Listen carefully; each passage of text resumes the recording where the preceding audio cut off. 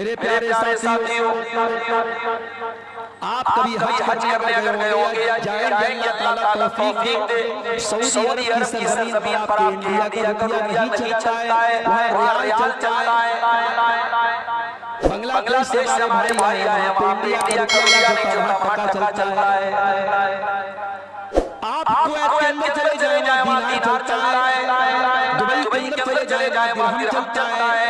हर मुल्क की अपनी करेंसी होती है, दूसरे मुल्क की करेंसी वहाँ पे नहीं चला करती है। मेरे प्यारे साथियों, हमने अगर हुकूक को बात के अंदर कोताहियां की हैं, अगर हमने किसी का हक मारा है, अगर हमने किसी की जमीन हो जायदाद को हड़प लिया है, किसी का माल अगर हमने हड़प लिया है, अल्लाह की बारगाह में दुनिया की करेंसी न चलेगी, दुनिया का रुपया पैसा न चलेगा, दुनिया की जमीन न चलेगी। दुनिया में अगर किसी का हक मारा है तो कयामत के दिन की करेंसी तो नेकियां होगी, कयामत की करेंसियां तो गुनाह होंगे। अल्लाह के नबी फरमाते हैं, मेरी उम्मत का सबसे गरीब आदमी, मेरी उम्मत का सबसे कल्लाश आदमी, सबसे फकीर और मुफलिस आदमी होगा जो कयामत के दिन नमाज लेकर आएगा, रोजा लेकर के आएगा, ज़कात लेकर के आएगा, वयाती शख्सन हाज़ा, लेकिन किसी को गाली दी होगी, वकाला माला किसी का माल हड़प लिया होगा, वक़ज़फ़ हाज़ा, किसी के ऊपर झूठा इल्जाम लगाया होगा, वसफ़क़ दम हाज़ा, किसी का खून बहाया होगा, फयुता हाज़ा मिन हसनातिही व हाज़ा मिन हसनाती, जितने लोगों को उसने हक मारा है सबको उसकी नेकियां बांट दी जाएंगी। कुछ लोग रोजा लेके चले जाएंगे, कुछ लोग नमाज लेकर चले जाएंगे, कुछ लोग हज और उम्रा लेकर चले जाएंगे। फ़इन फ़नियत हसनातुहु, अगर उसकी तमाम नेकियां बर्बाद हो जाएंगी और अभी भी हकदार लाइन में खड़े हैं, अल्लाह के नबी फरमाते हैं तो उखिज़ मिन सय्यिआतिही, उनके गुनाह लाद करके इसके ऊपर लाद दिए जाएंगे, उन हकदारों के गुनाह इसके ज़िम्मे लाद दिए जाएंगे। सुम्मा तुरिहा फिन्नार, और फिर इस इंसान को घसीट कर जहन्नम में फेंक दिया जाएगा। इतना खतरनाक, जहन्नम में फेंक दिया जाएगा उस नमाज़ी को, उस रोज़ेदार को, उस हाजी को, उस उम्रा करने वाले को जिसने हुकूक बात में कोताही होगी। इसीलिए अल्लाह के नबी फरमाते हैं, मन कानत इंदहु मज़लमतुन लिअखीही, अगर अपने मुसलमान भाई के ऊपर तुमने जुल्म किया है, ज़्यादती किया है, अत्याचार किया है, अन्याय किया है, उससे दुनिया में तुम छुटकारा पा लो, उसका हक दे दो, उससे जो बेईमानी तुमने की है उसको माफ करा लो। अगर तुमने नहीं माफ कराया, अल्लाह के नबी फरमाते हैं क़यामत का दिन आएगा, वहाँ तुम रुपये के बदले रुपया न दे पाओगे, ज़मीन के बदले ज़मीन न दे पाओगे, वहाँ माफ करने से भी काम न चलेगा, वहाँ तुम्हें अपनी नेकियां देनी पड़ेगी और सामने वाले के गुनाह तुम्हारे ऊपर लाद दिए जाएंगे। अम्मा आयशा एक मरतबा अल्लाह के नबी सहाबा के साथ बैठे, एक सहाबी आए, अल्लाह के नबी मेरे बहुत सारे गुलाम हैं और मेरे साथ बड़ी बदतमीजी करते हैं, बड़ी नाफरमानी करते हैं, मैं जो बात कहता हूँ वो नहीं मानते। अल्लाह के नबी मैं उनको सजाएं देता हूँ, अल्लाह के नबी मैं अपने गुलामों को मारता हूँ, पीटता हूँ, सजा देता हूँ, अल्लाह के नबी मैं डरता हूँ कहीं मेरी सजा के ऊपर अल्लाह ताला मेरी पकड़ तो नहीं करेगा।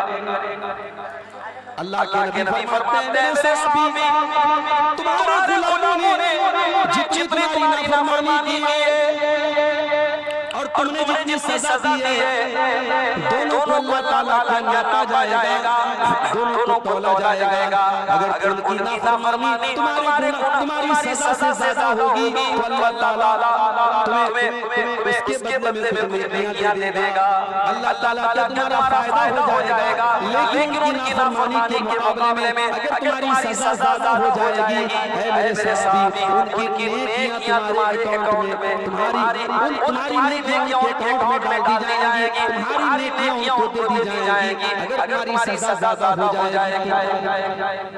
सहाबी इतने सुनने के बाद एक कोने में जाकर रोने लगते हैं, अल्लाह के नबी मैंने तो कभी ये सोच के सजा दी कि मेरी सजा को तौला जाएगा, मेरी सजा को नापा जाएगा, न जाने कितनी बार ऐसा पाया होगा, मैंने अपने गुलामों को कितनी मारा है, कितनी सजाएं दी हैं। अल्लाह के नबी तो बड़े घाटे का सौदा मैंने कर दिया, न जाने मेरी कितनी नेकियां बर्बाद हो जाएंगी। सहाबी रोने लगे, चीखने लगे, चिल्लाने लगे। अल्लाह के नबी फरमाते हैं, ऐ मेरे सहाबी, क्या तूने कुरान की आयत नहीं पढ़ी है?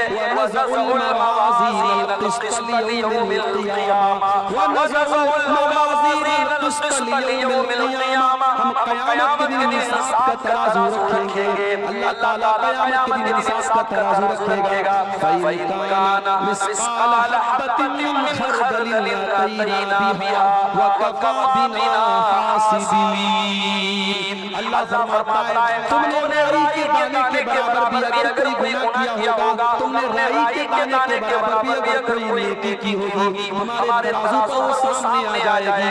हिसाब हम लेंगे। मेरे बंदो, जब हम हिसाब लेंगे तो एक दाने का हिसाब लेंगे, एक राई के दाने के बराबर कभी हिसाब लेंगे। सहाबा रोने लगे, अल्लाह के नबी, जब अल्लाह के तराजू पर इतना खतरनाक मामला होगा, अल्लाह के नबी, ये तो मेरी बर्दाश्त के बाहर है, ये तो मेरी कैपेसिटी के बाहर है, मैं इतना बड़ा रिस्क नहीं ले सकता। इन्नी उश्हिदु का अन्नहुम कुल्लुहुम अहरार। अल्लाह के नबी, मैं आपको गवाह बना के कहता हूं, मैंने सारे गुलामों को आज से आजाद कर दिया। मैंने उनको जो भी सजाएं दी थी सब माफ कर दिया, जो भी उन्होंने गलती की थी सब माफ कर दिया। और मैं आपको गवाह बना के कहता हूं, मैंने सबको आजाद कर दिया। ये है हुक्म लिबाद का मामला। आज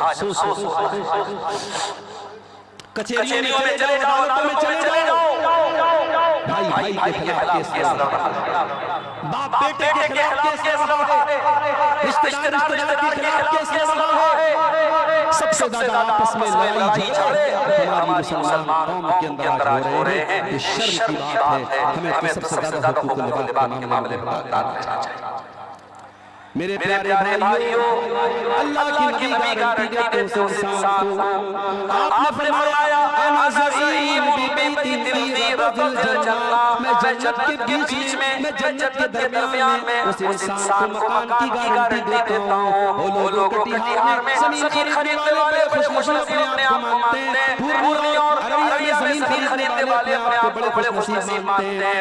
मेरे नबी तुमको जन्नत में जमीन दिला रहे हैं, मेरे नबी तुमको जन्नत में प्लॉट दिला रहे हैं। बस एक काम करना है, अना ज़ईम बिबैतिन फ़ी रज़िल जन्नह, मैं जन्नत में उसको मकान की गारंटी दे रहा हूं, मैं जन्नत में उसको फ्लैट की गारंटी दे रहा हूं, मैं जन्नत में उसको बिल्डिंग की गारंटी दे रहा हूं। लिमन तरकल गिरा व इन काना मुहिqqन, जो हक पर रहने के बावजूद झगड़ा छोड़ दे, वो इंसान हक पर है फिर भी झगड़ा नहीं कर रहा है, लड़ाई नहीं कर रहा है, वो लड़ाई करना छोड़ दे, झगड़ा करना छोड़ दे, उसको जन्नत की गारंटी देता हूं। आज तो जरा सी बात है, भाई से ताल्लुक तोड़ देता है, बाप बेटे से बात नहीं करता है, बहन भाई से बात नहीं करती, यहाँ तक दुश्मनियां हो जाती है, इंसान मरने लगता है, अपनी औलाद को वसीयत करके जाता है, खबरदार मेरे भाई से ताल्लुक मत रखना, मेरे बाप से ताल्लुक मत रखना, मेरी बहन से ताल्लुक मत रखना। जिंदगी भर दुश्मनी करने के बाद अपनी औलाद को वसीयत करके जाता है कि तुम उसके साथ ताल्लुक रखना। मेरे प्यारे साथियों, क्या आपने अल्लाह की नबी की हदीस नहीं सुनी? आपने फरमाया, किसी मुसलमान के लिए जायज़ नहीं है अपने मुसलमान भाई से 3 दिन से ज्यादा ताल्लुक तोड़ ले, 3 दिन से ज्यादा नाराज रहे, 3 दिन से ज्यादा बोलचाल बंद कर दे, किसी मुसलमान के लिए जायज़ नहीं है। इसीलिए हमारी शरीयत कहती है, जब भी अपने मुसलमान भाई से मिला करो तो सलाम किया करो। मेरे भाई, ये सलाम कोई मामूली चीज तो नहीं है, दुश्मन भी आपको मिलेगा, आप कहेंगे अस्सलामु अलैकुम, आपने सलामती की दुआ कर दी, अगर आपने कह दिया व रहमतुल्लाहि व बरकातहू, आपने रहमत की दुआएं कर दी, आपने बरकत की दुआ कर दी। आपका दुश्मन है, आपसे ताल्लुक नहीं है, आपसे दुश्मन नहीं है, लेकिन आपने जब सलाम कर दिया, सारे दिल का बात निकल गया, आपने सामने वाले के लिए सलामती की दुआ कर दी, रहमत की दुआ कर दी, बरकत की दुआ कर दी। इसलिए अल्लाह के नबी फरमाते हैं, सलाम को बढ़ाया करो, सलाम को फैलाया करो। जब तुम सलाम को फैलाओगे तो आपस में मोहब्बत पैदा हो जाएगी और दिल से नफरत मिट जाएगी, दूरी मिट जाएगी। इसीलिए जब किसी से ताल्लुक तोड़ते हैं तो सबसे पहले सलाम कलाम लोग करते हैं। कहते हैं यार उससे सलाम नहीं करेंगे, उससे ताल्लुक नहीं रखते। शरीयत ने इसीलिए पहले सलाम करने का हुक्म दिया जब भी आपका मुसलमान भाई मिले आप सलाम। और एक बात नोट कर लो, सलाम का कोई अल्टरनेट नहीं है। मेरी छोटी छोटी बच्चियां सुबह स्कूल जाती है ना, तो कभी कभी वो देखा देखी कहते पापा टाटा बाय बाय, मैं कहता हूं नहीं, अल्लाह हाफिज़, सलाम करो। बच्चों को ये सिखाओ मेरे भाई, good morning, good evening, good night के बजाय बच्चों को सलाम सिखाओ, बच्चों को दुआएं सिखाओ। बच्चा बाहर जा रहा है, अल्लाह, उसको ये सिखाओ। सलाम का अपना एक फायदा है भाइयों, सलाम का कोई अल्टरनेट नहीं। सहाबे किराम के दरमियान भी इख्तिलाफात हुए, लेकिन सहाबे किराम ने दिल साफ रखा। और जब ये समझ में आ गया मेरी गलती थी, सहाबा ने अपनी गलती को एक्सेप्ट कर लिया। हज़रत आयशा रज़ियल्लाहु ताला अन्हा के भांजे थे, उनकी बहन के बेटे थे, जिनका नाम अब्दुल्लाह बिन ज़ुबैर। अब्दुल्लाह बिन ज़ुबैर की खाला थी हज़रत आयशा। एक मैटर पे खाला और भांजे में इख्तिलाफ हो गया। अब्दुल्लाह बिन ज़ुबैर ने कहा कि मैं अपनी खाला को फलां काम करने से रोकूंगा। हज़रत आयशा की ये आदत थी, वो पैसे को रोका नहीं करती थी, बहुत ज़्यादा अल्लाह की राह में सबका खैरात किया करती थी। हज़रत आयशा ने किसी को कोई ज़मीन दान की थी, कोई चंदा दिया था, कोई दान किया था। हज़रत अब्दुल्लाह बिन ज़ुबैर ने कहा कि मैं ज़रूर अपनी खाला को रोकूंगा, मैं उनको ये दान करने नहीं दूंगा, मैं उनको ये चीज़ देने नहीं दूंगा। खाला को पता चला कि मेरे भांजे ने मेरे बारे में ऐसा बोला है कि अल्लाह की कसम खाला को। हज़रत आयशा को गुस्सा आया। बुखारी के अल्फाज़ हैं, अम्मा आयशा ने बड़े गुस्से में फरमाया कि आज के बाद मैं अब्दुल्लाह बिन ज़ुबैर से बात नहीं करूंगी, अपने भांजे से बात नहीं करूंगी। ओ लोगों, इंसान तो दोनों हैं। अम्मा आयशा भी इंसान है, भाभी इंसान है, दोनों सहाबी हैं और दोनों को गुस्सा आ गया। अब्दुल्लाह बिन ज़ुबैर की बात सुनकर अम्मा आयशा ने कहा मैं आज के बाद तुमसे बात नहीं करूंगा। हम होते तो क्या करते, हमारी खाला को बोलते हम अपने भांजे से बात नहीं करेंगे, हम कहेंगे हम आपसे कम थोड़ी हैं, आप हमसे बात न करें, हमारा आपके बगैर काम थोड़ी होता है, हमारा तो मिजाज ऐसा है मेरे भाई।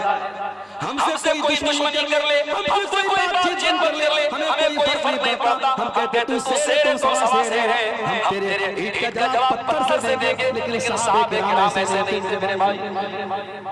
अम्मा आयशा नाराज हो गई, खाला नाराज हो गई। और आप जानते हैं कि खाला का मकाम बड़ा ऊंचा है। जिनकी खाला जिंदा है, मेरी मां का इंतकाल हो चुका है, लेकिन मेरी तीन खालाएं मौजूद हैं। आज भी जब अपनी खालाओं से मिलता हूं, अल्लाह की कसम मुझको अम्मा याद आ जाती है, मुझे अपने नबी की हदीस याद आती है, अल खालतु बिमंज़िलतिल उम्मी, खाला मां के बराबर हुआ करती है। अगर आपकी खाला है, अगर आपकी मौसी है, अपनी खाला की इज्जत करो, उसको मां के जैसा सम्मान दिया करो।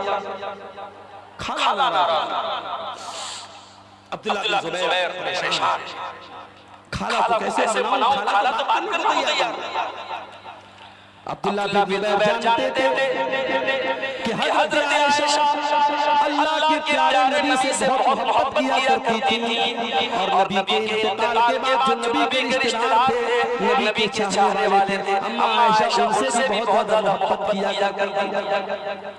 अब्दुल्लाह बिन ज़ुबैर के दिमाग में आइडिया आया, उन्होंने दो सहाबी को पकड़ा। ये कौन से दो सहाबी थे? ये अल्लाह के रसूल के ननिहाल के खानदान से इनका ताल्लुक था। ये बनु ज़ुहरा से ताल्लुक रखते थे, ये अल्लाह के नबी के ननिहाल वाले कबीले से ताल्लुक रखते थे। और हज़रत अब्दुल्लाह बिन ज़ुबैर जानते थे कि अम्मा आयशा अपने नबी के ननिहाल वालों से बहुत ज़्यादा मोहब्बत करती है। दो लोगों को कि भाइयों देखो ऐसा ऐसा मैटर है मेरे साथ, मेरी खाला मुझसे बहुत नाराज है और मुझे अपनी खाला को मनाना है।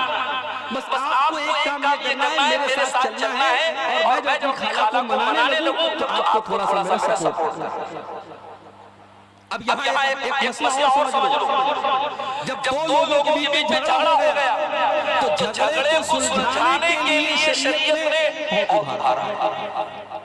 अगर दो लोगों के बीच का झगड़ा छुड़ाने के लिए आपको झूठ बोलना पड़े तो झूठ भी बोल सकते हैं। हालांकि झूठ बोलना बहुत बड़ा गुनाह है, शरीयत की नजर में झूठ बोलना बहुत बड़ा गुनाह है। मगर दो लोगों के बीच में झगड़ा हो जाए तो अल्लाह के नबी क्या फरमाते हैं, लैसल कज़्ज़ाबुल लज़ी युस्लिहु बैनन्नास, दो लोगों के बीच में सुलह कराने वाला झूठ भी बोलते तो ये हर्ज नहीं है। इतना शरीयत ने इस पर उधार आया। और अगर दो लोगों के बीच में झगड़ा फैलाने के लिए, दो लोगों के बीच में इख्तिलाफ पैदा करने के लिए अगर कोई सच भी बोलता है तो शरीयत के ऐसा सच बोलना भी हराम है और शरीयत इसको चुगली कहती है और चुगलखोर जन्नत में नहीं जाएगा। अल्लाह के नबी फरमाते हैं ला यदखुलुल जन्नत नम्माम, चुगलखोर जन्नत में नहीं जाएगा। तो कभी अगर आपको ऐसा मौका मिले कि आग लग गई है और आग बुझाने का आपको मौका मिला है तो मेरे भाई आग बुझाने की कोशिश करो, आग में तेल डालने का और आग घी डालने का काम करना। अभी दोनों सहाबी को जब ये ऑफर मिला कि हजरत अब्दुल्लाह बिन जुबैर ने कहा मेरी खाला मुझसे नाराज है और मैं मनाना चाहता हूं, ये दोनों फौरन तैयार हो गए, चलो कोई बात नहीं, चले गए। अब ये तीनों लोग अम्मा आयशा के दरवाजे पर पहुंचे और जो तरीका इस्लाम ने सिखाया जब किसी के दरवाजे पर जाओ तो अस्सलाम वालेकुम कहा करो। आज के ज़माने में मोबाइल का दौर है, आप किसी को कॉल करें तो हेलो कह करके बात शुरू करें, अस्सलाम वालेकुम कह करके बात शुरू करें, यही सही है। भाई हेलो का मतलब क्या होता है? हेलो सुनो, तो सुनो कहने से बेहतर अस्सलाम वालेकुम के उसके बाद तो हज़रत आयशा के घर पे ये तीनों पहुंचे, इन्होंने कहा अस्सलाम वालेकुम, अंदर से जवाब आया वालेकुम अस्सलाम व रहमतुल्लाहि व बरकातहू। इन तीनों ने कहा कि अम्मा आयशा क्या हम अंदर आ सकते हैं? क्या अंदर आ जाए? अम्मा आयशा ने कहा ठीक है अंदर आ जाओ। तीनों अंदर दाखिल हुए। अम्मा आयशा को पता नहीं है कि अब्दुल्लाह बिन जुबैर भी आया है, मेरा भांजा भी आया है। इन तीनों ने कहा अम्मा आयशा क्या हम सब आ जाएं? कहा कि हां सब आ जाओ।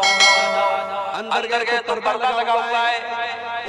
हालांकि अम्मा आयशा सारे मुसलमानों की मां का दर्जा रखती है, मगर कुरान ने अल्लाह के नबी की बीवियों को भी सहाबा से पर्दा करने का हुक्म दिया है। मेरे प्यारे साथियों, जरा अपने घर का जायजा ले लो। गांव का कोई नौजवान आता है और आपकी बीवी को भाभी कहता है, आपकी बेटी को बहन कहता है और आपको लगता है ये तो मेरे गांव का रहने वाला है, ये तो मेरे गांव का लड़का है, मेरी बीवी तो इसकी भाभी लगती है, मेरी मां तो इसकी भाभी लगती है। और ये कह करके उसको नौजवान कहते हैं आप अपने घर में कोई पर्दा नहीं करते हैं, कोई उसको घर में आने जाने की इजाजत देते हैं और यहीं से बुराई जन्म यहीं से बुराई।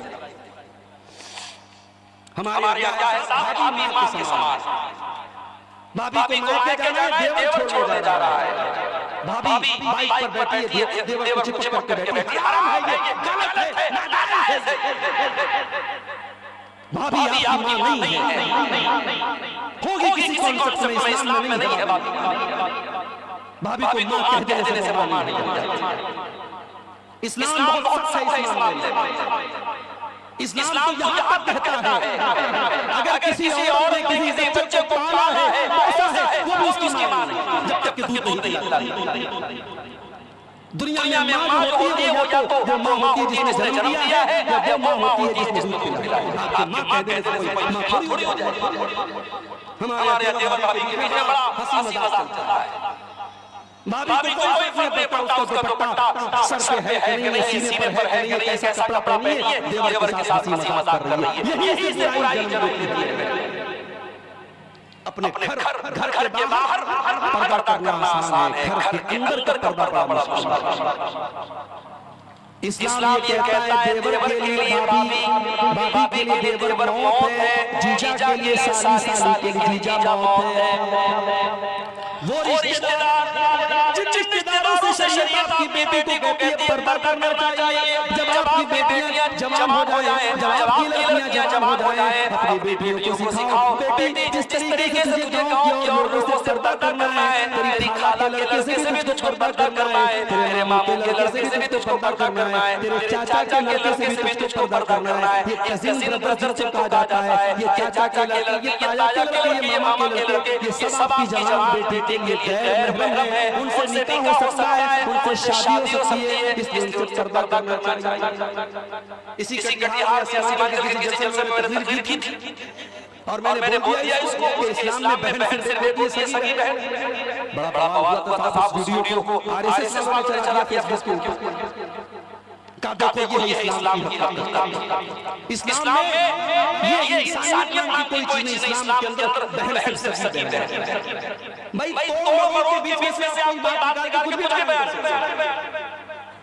एक जगह तकरीर में कर रहा था, हराम कमाई की बात मैंने कहा कि आज हराम कमाई का तरीका ये भी है कि बाहर से सऊदी अरब वगैरह से पैसा लोग लाते हैं और एक ट्यूबवेल को 5 बार उसका फोटो खींच करके उसको जो है बेईमानी करके उसका पैसा हड़प कर जाते हैं। अब हमारे यूट्यूबर माशाल्लाह इनको तो पैसा कमाना है, इनको तो व्यू चाहिए, इनको तो भड़काऊ हेडिंग और भड़काऊ बातें चाहिए, इतनी क्लिप को निकाल के वायरल कर दिया। अब बहुत सारे उलमा हमारे पास फोन आने लगे, आपने ऐसी बात। हालांकि मेरे कहने का ये मतलब थोड़ी था कि जितने लोग बाहर से पैसा ला रहे हैं और मदरसे बनवा रहे हैं, मस्जिदें बनवा रहे हैं, सब गलत काम। अल्लाह की कसम मैंने ऐसा नहीं कहा। एक बड़ी तादाद हमारे उलमा की है जो ये खिदमत अंजाम दे रहे हैं, मशाइख का काम कर रहे हैं, मस्जिदें आज गाँव के जरिए बनी हैं, मदरसे बने हैं, ट्यूबवेल बने हैं, कितने कॉलेज और इदारे बने हैं, उनको काम काबिल तारीफ है। मगर हाँ उसी सख्त में कुछ ऐसे लोग भी हैं जो बेईमानी कर रहे हैं, चोरी कर रहे हैं। हमने उनको कहा था, लेकिन आज इस तरीके से बीच में से क्लिप काट करके सियासत सवाब से बात काट करके कुछ भी बनाया जा सकता है। हमने ये कहा कि इस्लाम में सगी बहन एक बहन होती है, सगी बहन। इसका मतलब ये नहीं होता है कि इस्लाम जो है वो इंसानियत नहीं। इस्लाम औरत के मामले में बहुत सेंसिटिव है। इस्लाम ये कहता है कि औरत के ऊपर गलत नजर डालने के पहले सोच लो कि तुम्हारी बहन गलत नजर डाले। इस्लाम ये कहता है तुम ये चाहते हो तुम्हारी बहन को कोई और ना देखे तो तुम भी किसी और की बहन को मत देखो। फेसबुक पर लोग बहन बना रहे हैं, फेसबुक पर हमारे मुसलमान लड़कियां और लड़के फेसबुक चलाते हैं, मुसलमान लड़की फेसबुक चला रही है, मैसेज आया अस्सलाम वालेकुम बहन कैसी हैं आप? वालेकुम सलाम। अभी बहन भाई से बात शुरू हुई, वो आई लव यू पर जाके खत्म होगी नहीं मालूम।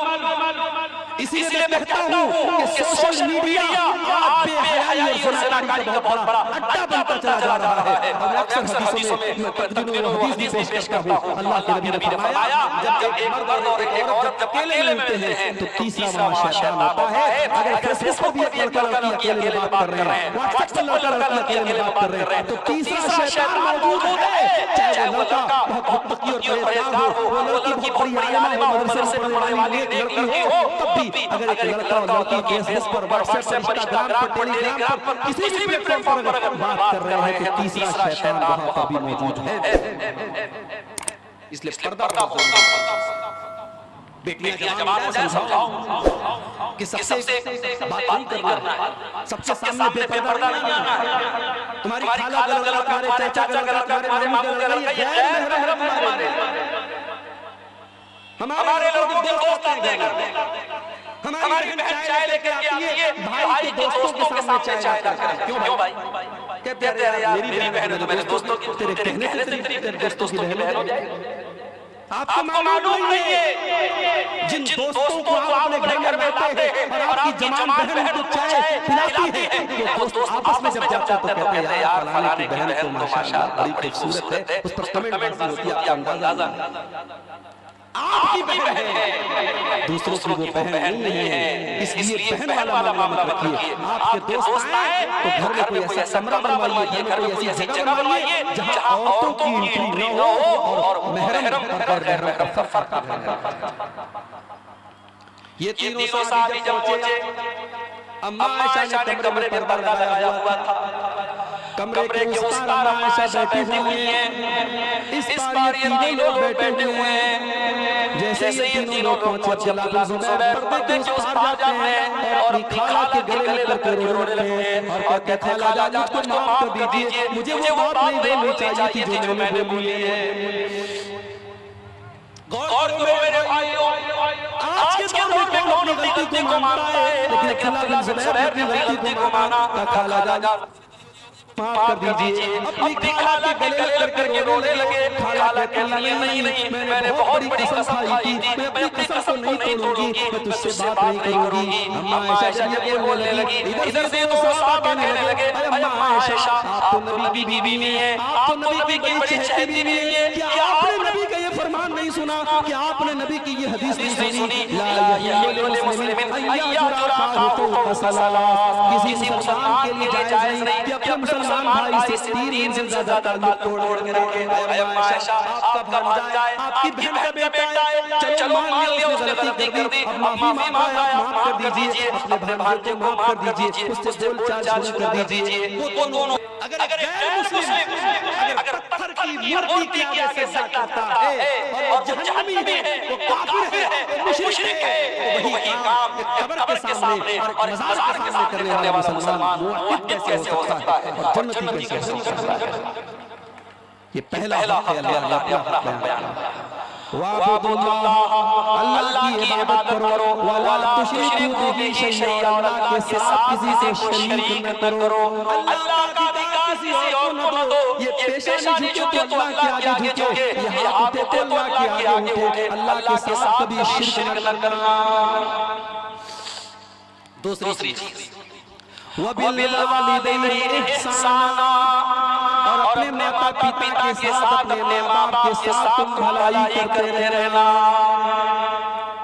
कितने वालिदैन बूढ़े हो चुके हैं, औलाद जवान है, पैसा कमा रही है, माँ बूढ़ी है, बाप बूढ़ा है, बाप को दवाओं की जरूरत है, माँ को छोटी छोटी चीजों की जरूरत है, माँ बेचारी तड़प रही है, बाप बेचारा परेशान है, जवान बेटे को माँ बाप की कोई फिक्र नहीं है। मेरे प्यारे साथियों, माँ बाप वो हस्तियां हैं जिन्होंने हमको जन्म दिया है, अल्लाह ने हमारी पैदाइश का जरिया उनको बनाया है, इसलिए जिंदगी की आखिरी सांस तक अपने माँ बाप की कदर करो, उनको तकलीफ नहीं पहुंचा सकता। अगर आपके बाप ने आपके साथ गलती की आप भी नहीं कर सकते, बाप भी गलत करता है, जरूरी नहीं हमेशा बाप सही हो। मैंने बेटों की आंखों में आंसू देखे हैं, याद रखिए। ठीक है, हम लोग तकरीर करते हैं वालिदैन के ऊपर, लेकिन समाज की कड़वी सच्चाई ये भी है, बहुत सारे बाप ऐसे हैं जिन्होंने अपनी औलाद को रुलाया है। औलाद के साथ नाइंसाफी करने वाली माएं, औलाद के साथ नाइंसाफी करने वाले बाप कान खोल करके सुन ले, अल्लाह का उनको भी हिसाब देना पड़ेगा। हमने ऐसे बच्चों को भी देखा है जिनको उनके माँ बाप ने आंसू की आंखों में लाए। अल्लाह के नबी के सामने एक सहाबी आते हैं, उनका नाम बशीर है, उनके बेटे का नाम नुमान है। सहाबी कहते हैं अल्लाह के नबी, मैं अपने बेटे नुमान को अपनी जमीन देना चाहता हूँ, एक खजूर का बाग देना चाहता हूँ। अल्लाह के नबी ने फरमाया, ऐ बशीर क्या आपके और भी बेटे हैं? कहा हाँ अल्लाह के नबी और भी बेटे हैं। आपने पूछा क्या आपने सारे बेटों को खजूरों का बाग दिया है? नहीं, अल्लाह के नबी सबको तो नहीं दिया है, मैं इसी बेटे को देना चाहता हूँ। आपने फरमाया, ऐ बशीर ये जुल्म है, ये अत्याचार है, ये नाइंसाफी है, और अगर ये चाहते हो मैं इस नाइंसाफी पे मैं गवाही दे दूं। ऐ बशीर मैं इस जुल्म के ऊपर गवाही नहीं दे सकता। औलाद के साथ नाइंसाफी भी जुल्म है। 5 बेटे हैं, एक बेटे को खूब नवाज रहे हो और 4 बेटों को छोड़ के बैठे हो, ये जुल्म। बहू है, 4 बहू है, एक बहू के 100 नाम और एक बहू से एक पर हिसाब लेना। मेरी माँ ये जुल्म नहीं है, ये जुल्म है और आप हिसाब देना। तो वालिदैन गलत हो सकते हैं, मगर औलाद की क्या जिम्मेदारी? औलाद की जिम्मेदारी ये है कि वालिदैन अगर गलत हैं तब भी उनको कोई तकलीफ न पहुंचाए, वालिदैन के साथ अच्छा सलूक करती रहे। अल्लाह ने फरमाया, वक़ज़ा रब्बुका अल्ला ताबुदू इल्ला इय्याहु व बिल वालिदैनि इहसाना। तुम्हारे वालिदैन के साथ तुम्हें हमेशा अच्छा सलूक करना है। इम्मा यब्लुगन्ना इंदकल किबरा अहदुहुमा औ किलाहुमा फला तकुल लहुमा उफ़्फ़िन। अगर तुम्हारे वालिदैन बूढ़े हो जाए, कोई एक बूढ़ा हो जाए या दोनों बूढ़े हो जाए, फला तकुल लहुमा उफ़्फ़िन, तो तुम उनको उफ़ भी न कहना। वला तनहरहुमा, उनको डांटना नहीं, उनको फटकारना नहीं। वक़ुल लहुमा कौलन करीमा, उनसे अच्छे बात करना, उनसे तमीज़ से बात करना। वक़्फ़िज़ लहुमा जनाह ज़ुल्ली मिनर रहमा, और अपने माँ बाप के लिए हमेशा रहमत के बाजू को बिछा देना। वक़ुल रब्बि इरहम्हुमा कमा रब्बयानी सगीरा, और हमेशा ये दुआ करते रहना कि ऐ मेरे परवरदिगार तू मेरे वालिदैन पर रहम फरमा, जिस तरीके से बचपन में मुझको पाला है। एक सहाबी अपनी बूढ़ी माँ को अपने कंधे पर बिठा के खाने काबा का तवाफ कर रहा था।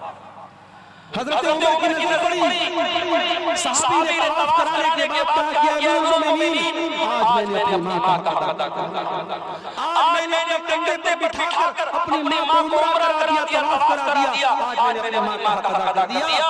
हज़रत उमर ने कहा वला ज़फ़रतुन वाहिदा, तेरी माँ ने जब तुझको जन्म दिया था, तेरी माँ के मुंह से जो आवाज़ निकली थी चीखने की और रोने की, अभी तो तुम उस आवाज़ का करना।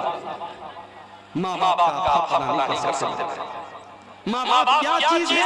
जब आप खुद बाप बनेंगे, जब खुद माँ बनेंगी, तब आपको पता चलेगा उन्होंने हमारे लिए कैसे कैसे। इसीलिए अल्लाह के नबी फरमाते हैं, माँ के बारे में आपने फरमाया फइन्नल जन्नत तहता क़दमिया, माँ के पैरों के नीचे तुम्हारी जन्नत है। बाप के बारे में आपने फरमाया अल-वालिदु औसतु अब्वाबिल जन्नह, बाप जन्नत का दरवाजा है। न माँ को नाराज करके जन्नत मिलेगी, न बाप को नाराज करके जन्नत मिलेगी। अपने माँ बाप को राजी करो, अपने माँ बाप को खुश करो। और आगे वबिज़िल क़ुरबा, और अपने रिश्तेदारों के साथ भी भलाई करो। जो तुम्हारे रिश्तेदार हैं, कोई भतीजा है, कोई भांजा है, कोई चाचा है, कोई ताया है, कोई खाला है, कोई खालू है, ये तुम्हारे रिश्तेदार हैं, तो उनके साथ भलाई करते रहो। रिश्तेदार का भी बड़ा हक है। ये रिश्ते जो होते हैं ये हम नहीं बनाते, ये अल्लाह बनाता है। हम दुनिया में पैदा हुए, हमें पता लगा ये हमारा भाई है, ये हमारा बाप है, ये हमारा भतीजा है, ये हमारा चाचा है, ये हमारा ताया है। ये रिश्ते अल्लाह ने बनाए हैं। जब रिश्ते अल्लाह ने बनाए हैं तो हम उनको तोड़ नहीं सकते। अगर तोड़ेंगे तो अल्लाह बड़ी सख्त सज़ा देगा। अल्लाह के नबी फरमाते हैं, जब अल्लाह ताला ने सारी कायनात को पैदा किया तो रिश्ता जो है ये अल्लाह के पास आया और रिश्ते ने आकर कहा हाज़ा मक़ामुल आइज़ बिका, ऐ अल्लाह मैं तेरी पनाह में आया हूँ, तू बता दे मेरे साथ क्या सलूक होना चाहिए। अल्लाह ने फरमाया कि ऐ रिश्ता जो तुझको तोड़ेगा, जो तुझको काटेगा मैं उसको काटूंगा, जो तुझको जोड़ेगा मैं उसको जोड़ूंगा। जो रिश्ता तोड़ेगा उसे तोड़ेगा, जो रिश्ता जोड़ेगा अल्लाह उसे जोड़ेगा। इसलिए रिश्तेदार का हक अदा किया जाए। क़यामत के दिन जब लोग पुल सिरात पर जाएंगे, अल्लाह के नबी फरमाते हैं दो चीजें पुल सिरात के दोनों तरफ खड़ी हो जाएंगी। एक तरफ अमानत खड़ी हो जाएगी, एक तरफ रिश्ता खड़ा हो जाएगा। और जिसने अमानत में खयानत की होगी, जिसने रिश्तेदारों का हक मारा होगा, पुल सिरात पर उसको ये दोनों पार करने नहीं देंगे। और पुल सिरात कैसा होगा? बाल से ज्यादा बारीक और तलवार से ज्यादा तेज होगा। पुल सिरात पर गुजरना बड़ा मुश्किल काम होगा। और सोचो अगर हमने अपने किसी रिश्तेदार के साथ गलती की है और अगर हमने अमानत में खयानत की है, तो ये दोनों उस पुल सिरात पर एक बैरियर बन के खड़े हो जाएंगे और पुल सिरात पर गुजर जाएंगे। इसलिए रिश्तेदारों के साथ कभी हल्का नहीं। और एक बात और याद रखो मेरे भाइयों, अगर आपका कोई रिश्तेदार आपके साथ गलत करता है, आपको शादी में दावत नहीं देता है, तो आप अपनी तरफ से उसको दावत दीजिए। आप अपने सुख में उसे बुलाइए। वो नहीं बुलाता कोई बात नहीं, अल्लाह क्या वो हिसाब देगा। आप अपने रिश्तेदार का जो हक अदा करते हैं। अल्लाह के नबी के पास एक सहाबी आते हैं, अल्लाह के नबी मेरे कुछ रिश्तेदार हैं, मैं उनके साथ अच्छा सलूक करता हूँ, मेरे साथ बुरा सलूक करते हैं। मैं नरमी करता हूँ, वो सख्ती करते हैं। मैं रहम करता हूँ, वो सख्ती करते हैं। अल्लाह के नबी मुझे क्या करना चाहिए? आपने फरमाया जैसा तुम बता रहे हो, अगर वैसा ही तुम कर रहे हो तो अल्लाह ताला की तरफ से इबादत करने वाला बराबर तुम्हारी हिफाजत करता रहेगा। जब तुम इस तरीके दिन पर अमल करते रहोगे, अल्लाह की तरफ से इबादत करने वाला बराबर तुम्हारी हिफाजत करता रहेगा। तो रिश्तेदारों का हक अदा किया करो, ज़कात निकालो, सदका खैरात